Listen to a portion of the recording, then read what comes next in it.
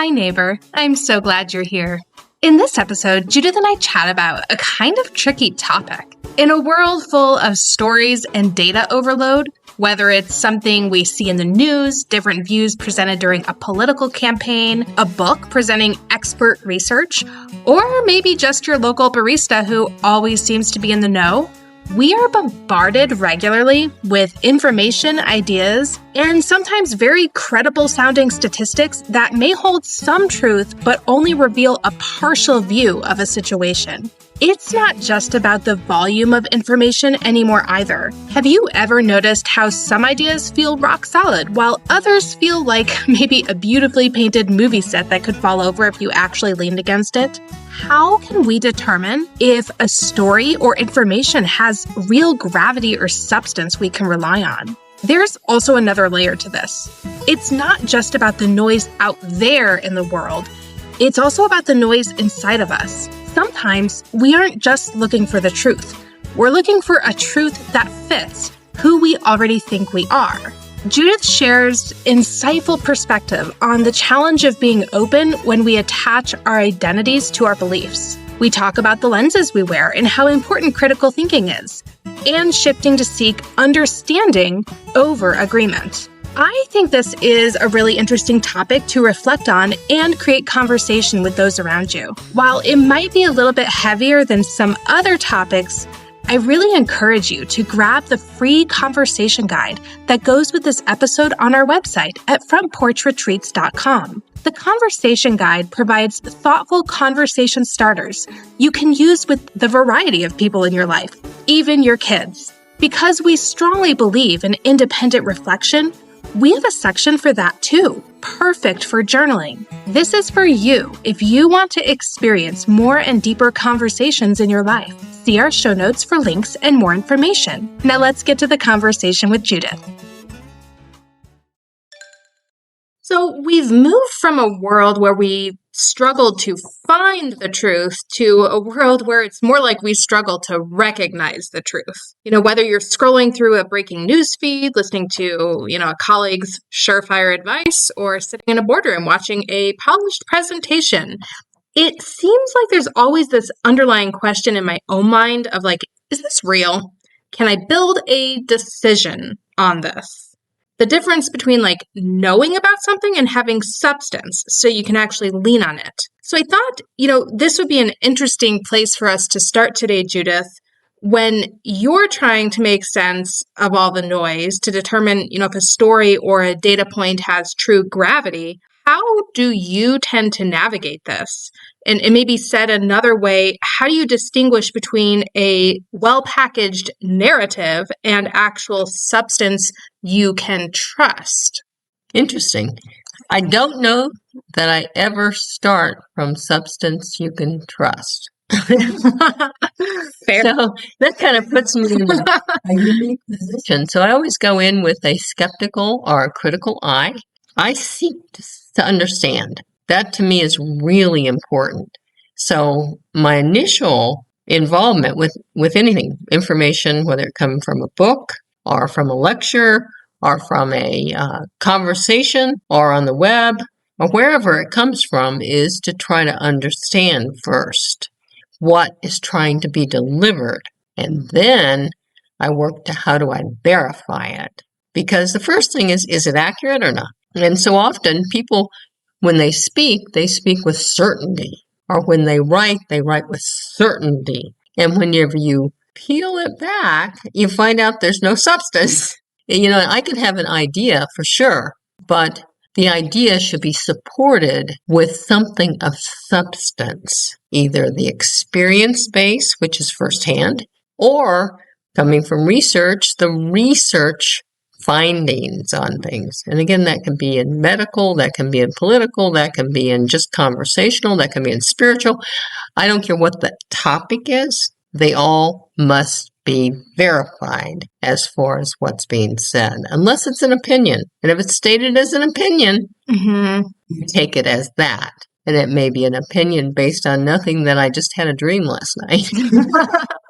Well, so maybe I'm kind of curious, like your research background. You know, it was a while ago that you did research and you were in that kind of space. How did that influence how you think about, identifying? And truth is such an interesting word these days. I don't even know if we want to go into like, what does truth even mean? Like, I think you could, but like, how has your background in research kind of influenced how you kind of like come into a conversation or a decision-making situation differently than maybe, other people? Well, I think that not only did I perceive or witness, but also I think you found it in things that have been shared again through literature and such, where findings from research, you go first to the source of who's funding the research. Ah, okay. Right? Yeah, we often don't talk about that. No, we don't. But if you find that I'm promoting the well-being that people get from milk, and it's coming from the milk producers. By the way, we like milk. We definitely like milk. But again, the research may not be as pure if that's the case. And it's not saying that the findings are not relevant. They're still relevant, but they may not be trustworthy completely. Well, I mean, is that because the framing can change kind of, how the research happens in that case? Like, absolutely. It's a matter of sometimes how you ask the question, and if it was asked slightly differently. Or who you ask the question of, that can make a difference too. Mm-hmm. So what is your population that you're asking it of? If they're all milk producers, and you ask them the questions, and how the questions are framed determine what the results might be. The sample size may determine what the results may be. So that's the reason why you go through, by the way. You go through and say, okay, if it is done with this population set, then how do you verify, get a reliability check on it? How do you understand how it's been developed and analyzed? And who's analyzing it? So there's a variety of things. If you go and let's say it's not research that's being done, but it's instead factual, whatever again that means, and you go to your source document, or do you just go to the documents that have been developed after the source document? That's why if you say it's an opinion, whose opinion is it? Is it yours based on source documents? If so, the document should be there to provide you the data.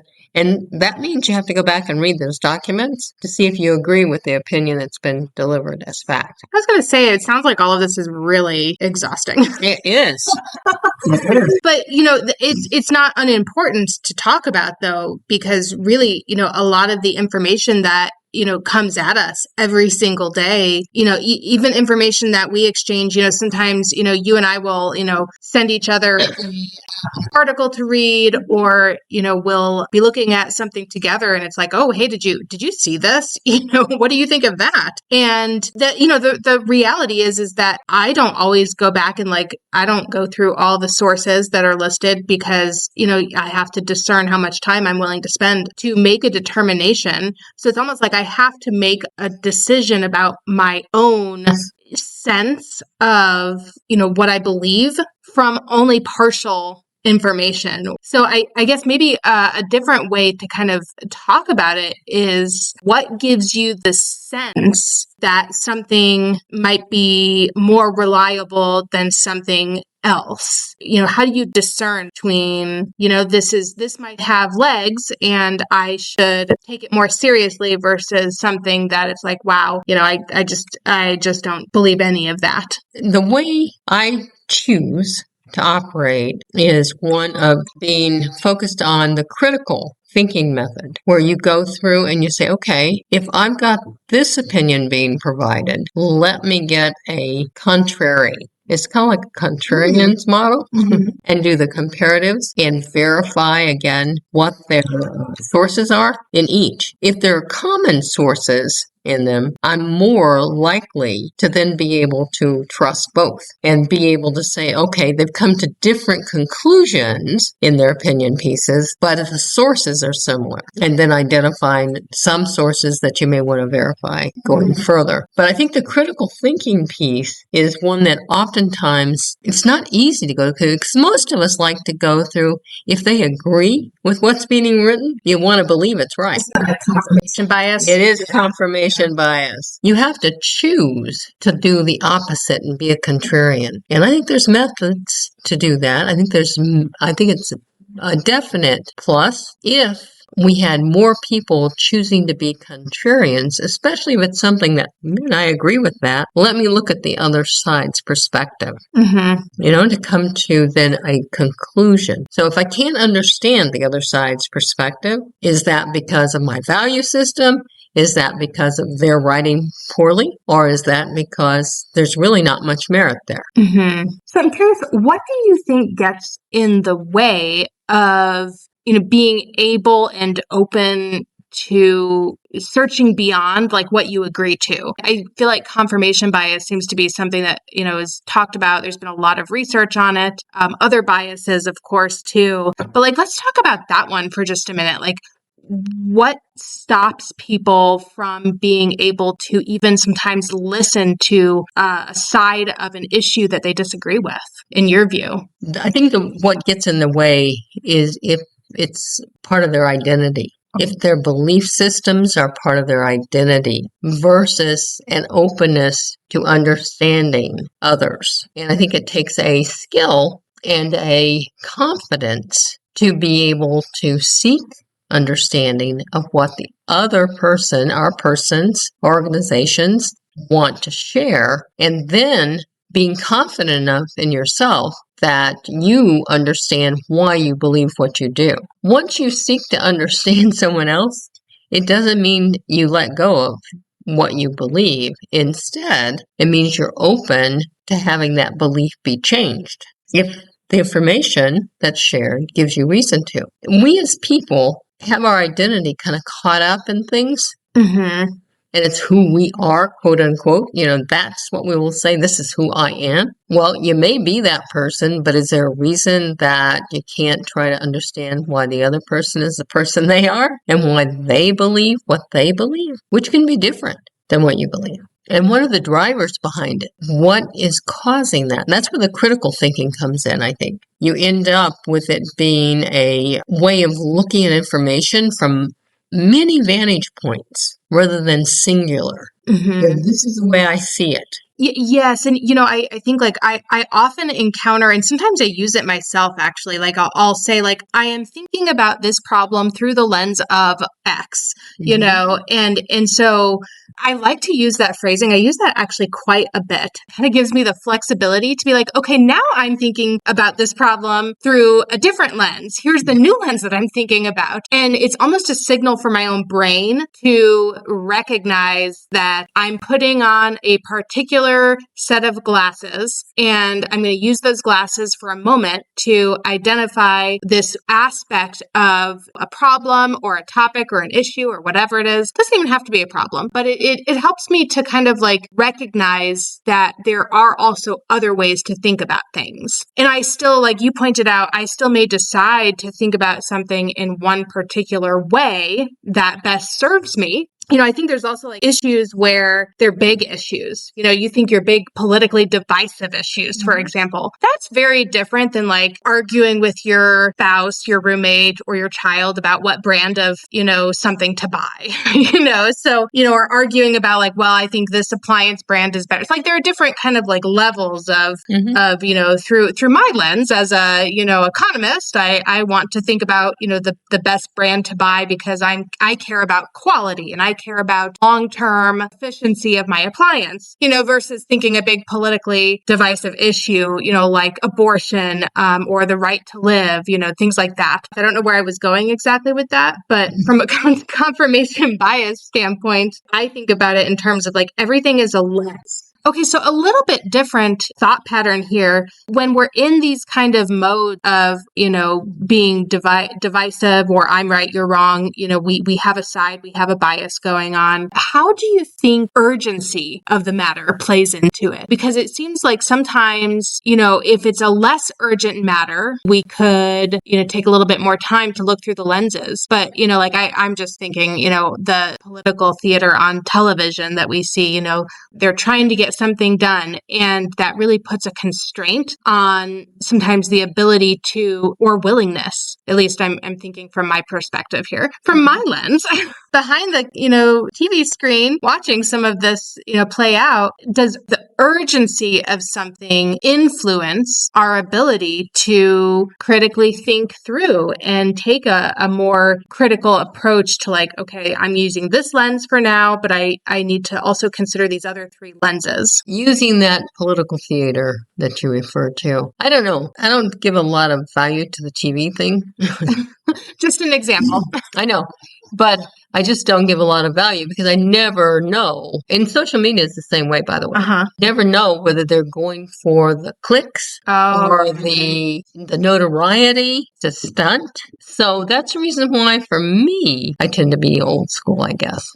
I want to know, where did you get that information? How did you arrive at that determination? What brought you to the conclusion that you are willing to now share with me? When I go through that, and it's something on social media or something on the TV or something on the radio or whatever, I always seek to find, one, is it a meritful person? Do they have firsthand knowledge, or are they just repeating whatever's been told them? I also do that with people, by the way.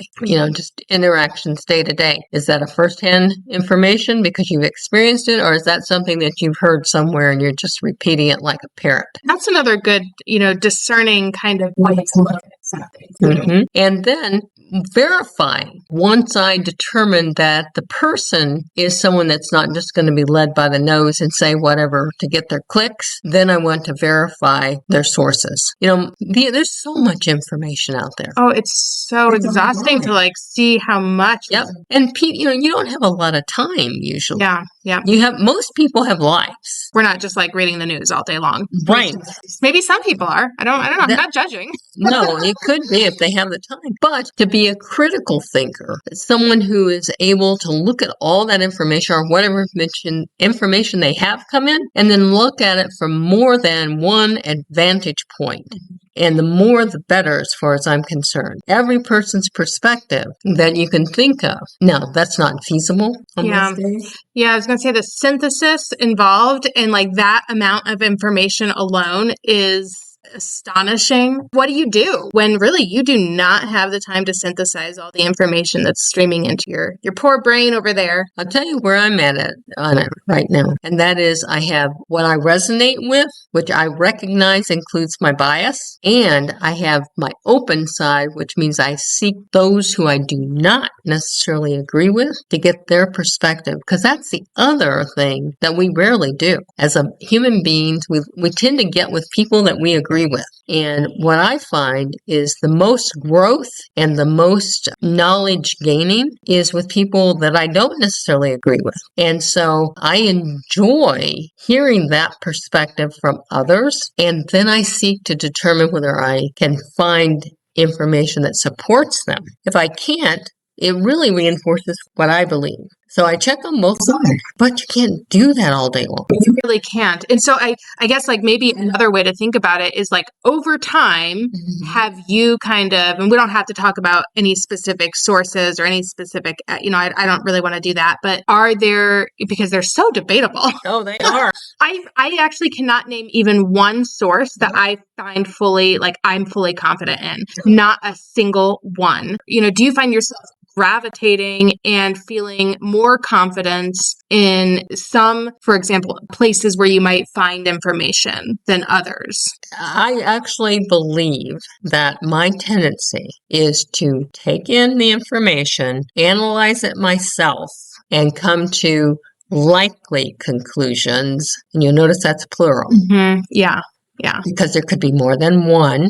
And I allow that, and then look for differences and similarities. And I do a scan of a lot of different places. But again, it's source-based. If I've got someone who is in the midst of something right then, if they're at the legislature, for example, and they are viewing something in a committee room, and their firsthand knowledge, I'm more likely to accept what they have perceived as being a data point than I am someone who is reporting it out in one of the local rags. Sure. And the reason why is because the local rag is trying to sell. And what sells? Yeah. Controversy sells. And that's what happens. There are some good reporters, don't misunderstand me. And there are some good reading things, but none of them are without pressure to promote things that will cause the clicks, cause the readership to increase, and all of those things. So firsthand, being there first, getting it firsthand knowledge is the best. But even that has a bias to it. Sure. And if you even think about things like I use a Maps app, so on my mobile device, I love my Maps app, and I look at my Maps app. It's a source of truth for what exists right now that the Map app knows about. Yep. But we've probably all had an experience using a map app where it's you get there and that turn, it took you down the wrong way. So it's the map app is in my head, that's a great kind of analogy almost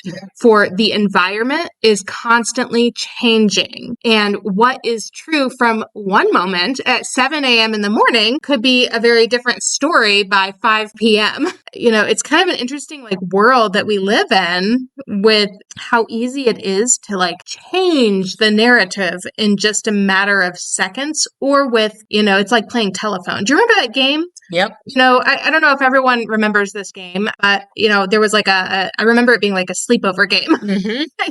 You did with your girlfriends. If you had girlfriends, you did with your girlfriends, and you would sit in a circle, and someone would start the circle by telling something. They just make a statement like, "Oh, Johnny kissed Fran the other day," and then the next person would whisper the same thing into the girl's ear on the next side. I don't know if boys did this, probably not. But by the time it got back around to the circle, it was always funny to hear what the ending message was, because it was a game of telephone. Well, this is what I heard. And what usually happened is that the message that was at the end of that train or circle of kids was very different than what it was at the beginning. And, that's another good example of sometimes what happens, when we're looking at a piece of information or a story in the news of which step in the telephone game did this news story emerge? Yeah. Yeah. Well, I do think that it's challenging, but it's worthwhile to explore. And I would never want anyone to not keep themselves educated and informed. Informed means that it's what's coming in. Educated to me means that I then take it and find as much truth or validity as I can. That's the educated view. The informed view is this is what I have heard. This is what I have read. That's a great distinction. How about we head over to our quote section? That sounds good. In every episode, Judith and I both share a selected quote and why it resonated with us today. Judith, do you want to share your quote today? Mine is by Francis Bacon, and it's critical thinking is a desire to seek, patience to doubt, fondness to meditate, slowness to assert, readiness to consider, carefulness to dispose, and set in order. But unpack that for us. It fits actually with everything that I shared. The critical thinking and the patience to doubt, both what my bias tends to be and what the other person is providing. The ability to meditate on it or to think about it. Meditating to me on that means instead of jumping to conclusions, you're able to consider it for a period of time. The slowness to assert is not to counter someone quickly, but instead to seek to understand their perspective. And readiness to consider means really being open to understanding and accepting what they're saying if indeed it influences you or changes your opinion. And then finally, being careful to dispose and set in order is really the sort of thing where you don't want to be ready to get rid of something until you've had the opportunity to completely understand it. The understanding is so critical to moving forward. So it really just kind of says what I try to operate. Which is why I probably liked it. Well, it is very structured. And I think that has a lot of value, especially in a day and age where it feels like thinking can be very scattered and we get information overload is kind of like a hyped up buzzword today, but it's very real. True. Yes, it's so true. So thank you for sharing that. I really like that. Do you want to read it one more time for us? Critical thinking is a desire to seek, patience to doubt, fondness to meditate, slowness to assert, readiness to consider, carefulness to dispose and set in order. By Francis Bacon. Thank you. All right. So my quote today is attributed to Aristotle. I know this is one of your favorites. It is. Thank you for letting me have this quote today. And Aristotle said, "It is the mark of an educated mind to be able to entertain a thought without accepting it." And I also, that resonates with me incredibly well. Going along the lines of what we were talking about, there's so much information coming in. If we accepted everything as truth, wow, we'd be in so much trouble. I don't even know what that world would be like. We're incredible beings. As humans, we have so much sensory perception available to us. We have this incredible brain available to us. So truly, there is information and pieces of data coming in and at us all the time. And the ability to perceive something, hear something, consider something without making it your truth in your mind, that's, to me, just an essential skill to be able to exercise, even more so than maybe in any other era that we've had humans. So I'll read that one more time. "It is the mark of an educated mind to be able to entertain a thought without accepting it." And again, that was attributed to Aristotle. Before we go, I want to leave you with a final thought. I love this powerful quote attributed to author Anais Nin. She said, "We do not see things as they are. We see them as we are." It's hard to say it better than that. It reminds me that our own lenses, our history, our identity and beliefs, and our comfort zones are always coloring how we see and experience the world. Getting closer to the truth often means we must step outside of ourselves just for a moment to see what else might be there that we aren't seeing with our regular lenses. Thank you, neighbors, for spending this time with us today. Is there someone who might enjoy this episode? Please share it with them. If this episode resonated with you, please subscribe to the Front Porch Retreats channel on YouTube or your favorite podcast app. Follow us on Facebook and Instagram at Front Porch Retreats. And you can find the full version of the conversation guide for this episode on our website, frontporchretreats.com. Use the conversation guide to initiate and experience more and deeper conversations in your own life. See our show notes for links and more information. See you soon. Bye, neighbors.